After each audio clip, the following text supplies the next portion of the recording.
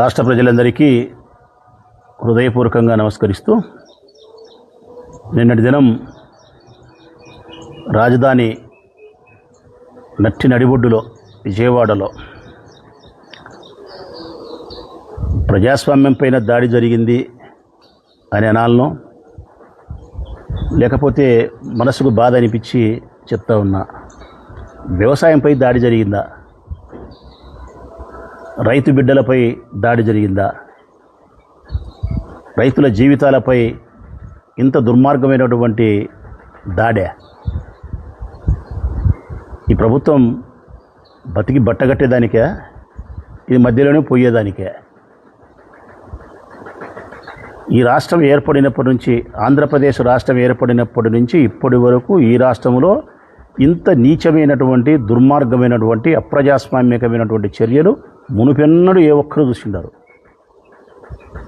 భ్రష్టు పట్టిపోయింది ప్రజలారా ఈ రాష్ట్రం.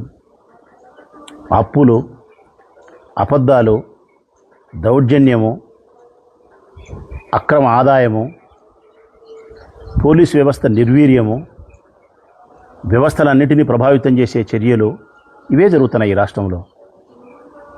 ఎక్కడ ప్రజాస్వామ్యం ఎక్కడుంది? ప్రజలకు మౌలిక సదుపాయాలు ఎక్కడున్నాయి? ప్రజల అభివృద్ధి ఎక్కడుంది? ప్రజల ఆకాంక్షలు ఎక్కడున్నాయి?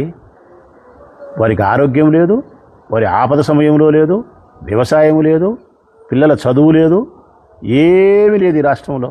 ఇదే ఉండే దౌర్జన్యమే. నిన్న విజయవాడలో జరిగిన సంఘటన అయితే అత్యంత దుర్మార్గం. రాజధాని నిర్మాణం పేరుతో ఇప్పటికే 50,000 ఎకరాలు తీసుకున్నాడు చంద్రబాబు నాయుడు. సంవత్సరానికి 3 పంటలు పండే భూములను 50,000 ఎకరాలను తీసుకున్నాడు.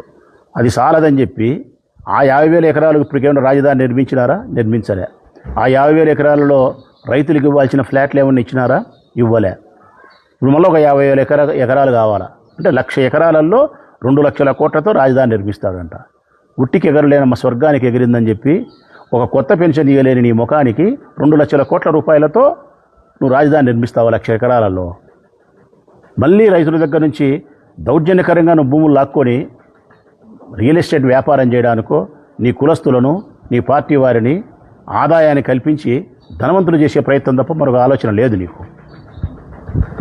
నిన్న కూడా మళ్ళా నువ్వు భూములు కావాలని అడిగితే ఆ ప్రాంతంలో ఉండే రైతులు, మేము ఇయ్యలేమయ్యా, ఇదివరకు ఇచ్చిన భూములకే మాకు సమాధానం లేదు, ఇప్పుడు ఈ భూములు ఇచ్చే పరిస్థితి లేదు, ఆల్రెడీ ఈ భూములు మేము మా బిడ్డలకు పెళ్ళిళ్ళప్పుడు కట్న కానుకల కింద ఇవ్వడమో లేకపోతే ఇంకొకటో మేము ఇచ్చేదానికి అనుకూలంగా లేవు అని చెప్పి రైతులు మొరబెట్టుకుంటా అంటే కూడా కానే కాదు, నాకు 50,000 ఎకరాల భూమి కావాల్సిందే అని చెప్పి బలవంతంగా రాజధాని నిర్మాణం పేరుతో రైతుల దగ్గర నుంచి బలవంతంగా భూమిని లాక్కుండే ప్రయత్నం చేసినారు.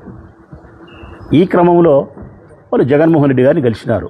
జగన్మోహన్ రెడ్డి గారిని కలిసి ఈ భూములు మేము ఇయ్యలేము, మాకు ఉండబడిన ఇబ్బందులు ఇవ్వని చెప్పి చెప్పుకున్నారు. ఆ తర్వాత వాళ్ళందరూ కలిసి సిఆర్డీఏ రైతుల పరిరక్షణ కమిటీని ఒకటి ఏర్పాటు చేసుకున్నారు.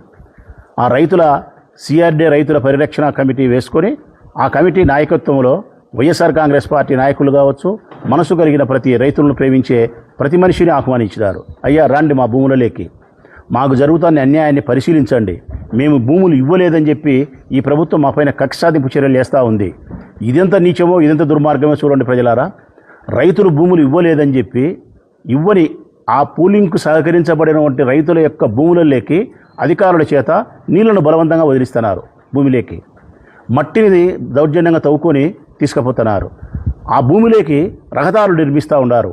అంటే గడ్డి తింటే మీరు ఇవ్వాల్సిందే అని చెప్పి ఆ రైతులను కక్ష సాధింపు చర్యలో భాగంగా చేస్తే వాటిని పరిశీలించే నిమిత్తం ఆహ్వానించినారు. ఆ సిఆర్డీఏ రైతుల యొక్క పరిరక్షణ ఆహ్వానం వేరకు వైఎస్ఆర్ కాంగ్రెస్ పార్టీకి సంబంధించిన మా నాయకులు ఆ భూములను పరిశీలించడానికి పోతూ ఉంటే, భూములను పరిశీలించడానికి పోతే వచ్చిన నష్టం ఏముంది ఈ ప్రభుత్వానికి? ఇది ముందే తెలుసుకున్నటువంటి లోకేష్ బాబు, చంద్రబాబు నాయుడు వారి యొక్క అల్లరి మూకలకు, రౌడీ మూకలకు చెప్పి వారి యొక్క కార్యక్రమాన్ని అడ్డుతగులుకోండి అని చెప్పి నట్టి నడిబొడ్డులో కొన్ని వందల మంది లోకేష్ బాబు పంపించినటువంటి అల్లరి మూకలు, రౌడీలు అక్కడి చేరుకోవడము, వైఎస్ఆర్ కాంగ్రెస్ పార్టీ నాయకులపైన, వైఎస్ఆర్ కాంగ్రెస్ పార్టీ నాయకులు కాకుండా సిఆర్డీఏకి పరిధిలో సంబంధించినటువంటి రైతుల మీద, అక్కడే డ్యూటీ చేస్తూ ఉండే పోలీసుల మీద ముగ్గురి మీద కూడా దాడి చేసినారు. పట్టపగలు ఏ ఉట్టి పుణ్యానికి రైతుల యొక్క బాధను పరిశీలించడానికి పోతా ఉన్న సందర్భంలో లోకేష్ బాబు పంపించిన రౌడీలు రౌడీజం చేస్తారు. వీళ్ళు రౌడీజం చేసేదానికి కొడుకు పంపిస్తే అప్పుడు మటుకు తన ప్రైవేటు సైన్యమైన పోలీసులు పంపిస్తాడు కార్యం చక్కబెట్టడానికి. కారణం వాళ్ళు రౌడీజం చేస్తారు, ఈ వైఎస్ఆర్ కాంగ్రెస్ పార్టీ వాళ్ళైనా రైతులైనా ముందుకు రాకుండా నిలవరించడానికి, మీరు తప్పుడు కేసులు పెట్టడానికి అని చెప్పి తన ప్రైవేటు సైన్యమైన పోలీసులు పంపిస్తారు. ఇక పోలీసులు ముందే వ్యవహారం తెలిసినప్పటికి కూడా ఈ కార్యక్రమాన్ని గొడవ చేస్తారని తెలిసినా కూడా దాన్ని నియంత్రించకుండా వారు ప్రభుత్వం చెప్పిన ప్రకారము మా వైఎస్ఆర్ కాంగ్రెస్ పార్టీ సంబంధించిన నాయకుల మీద దౌర్జన్యం చేస్తానే మిన్నకుంటారు, రైతుల మీద దౌర్జన్యం చేస్తానే ప్రేక్షక పాత్ర వహిస్తారు. ఫైనల్గా పోలీసులకు దెబ్బలు తగిలినప్పుడు కూడా వాళ్ళు విసిరిన రాళ్ళు, వాళ్ళు విసిరిన కోడిగుట్లు, వారు చేసిన దౌర్జన్యం, కారు అద్దాలు ధ్వంసం చేయడం, నానాగా బీభత్సం చేస్తే పోలీసులు హృదయం లేని ఉద్యోగం చేస్తున్నారు. వాళ్ళ కానిస్టేబుల్కు దెబ్బ తగిలితే కూడా వాళ్ళకు రోషం తగలకపోతే మళ్ళీ ఫైనల్గా కేసులు మటుకు వైఎస్ఆర్ కాంగ్రెస్ పార్టీ వాళ్ళ మీదనే పెడతారు కేసులు. ఇది అయిపోయిన తర్వాత తెల్లవారితే ఈరోజు పత్రికల్లో ఆంధ్రజ్యోతి, ఈనాడు ఇంటి దళావక్షరాలతో రాస్తారు. ఏమని? రైతుల మీదకి దాడి చేసినట్టు కాకుండా వైఎస్ఆర్ కాంగ్రెస్ పార్టీ వాళ్ళే దాడి చేసినట్టు, రైతులకు ఏదో తెలుగుదేశం ప్రభుత్వం మేలు చేస్తూ ఉన్నట్టు, అంటే వాస్తవ సత్యాన్ని అంతా మూసిపెట్టి పూలింగ్కు సహకరించడం లేదు, భూములు ఇయ్యమని చెప్తున్నారు, కక్షాదిపు చర్యలు చేస్తున్నారు, వారి యొక్క ఆహ్వానం మేరకు వచ్చిన ఇదంతా మూసిపెడతారు. రైతులకు ఏదో చంద్రబాబు నాయుడు ప్రభుత్వం పేరు చేస్తా అంటే వైఎస్ఆర్ కాంగ్రెస్ పార్టీ ఏదో అన్యాయం చేస్తా అన్నట్టు, మేమేదో దౌర్జన్యం చేసినట్టు ఆంధ్రజ్యోతిలో ఇంతలా అక్షరాలతో ఈనాడులో రాస్తారు. ఇది అయిపోయిన తర్వాత చంద్రబాబు నాయుడుకు భజన చేసే మంత్రులు, ఎమ్మెల్యేలు వచ్చి ఇంత నోరు వేసుకొని అబద్ధాన్ని నిజం చేసే ప్రయత్నం చేస్తారు. అది అయిపోయిన తర్వాత సోషల్ మీడియాలలోనూ, టీవీ డిబేట్లలోనూ ప్రచారం చేస్తారు. ఫైనల్గా ఈ రాష్ట్రంలో నిజాన్ని నమ్మేవాళ్ళు, వాస్తవాన్ని నమ్మేవాళ్ళు 40 పైసలు అయితే కనుక వీళ్ళు చూపించినటువంటి అబద్ధాన్ని నమ్మేవాళ్ళు 60 పైసల స్థితికి తీసుకుపోయి పబ్బం గడుపుకుంటున్నాడు చంద్రబాబు నాయుడు. ఇదే జరుగుతున్నది ప్రజలారా. లోకేష్ బాబు ఏమో రౌడీలు పంపిస్తాడు, రౌడీజం చేస్తారు. చంద్రబాబు నాయుడు ఏమో ప్రైవేట్ సైన్యం పోలీసులు పంపిస్తారు, తప్పుడు కేసులు పెడతారు. ఆ తర్వాత పోలీసులు పోయిన తర్వాత ఈ పచ్చపత్రికలు మటుకు అబద్ధాలు రాస్తాయి.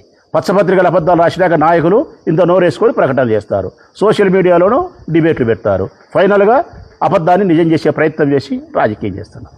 ఇది జరుగుతూ ఉండేది ప్రజలారా. ఇదే జరుగుతుంది రాష్ట్రంలో. దయచేసి రాష్ట్ర ప్రజలను గమనించమని కోరుతా ఉన్నా నేను.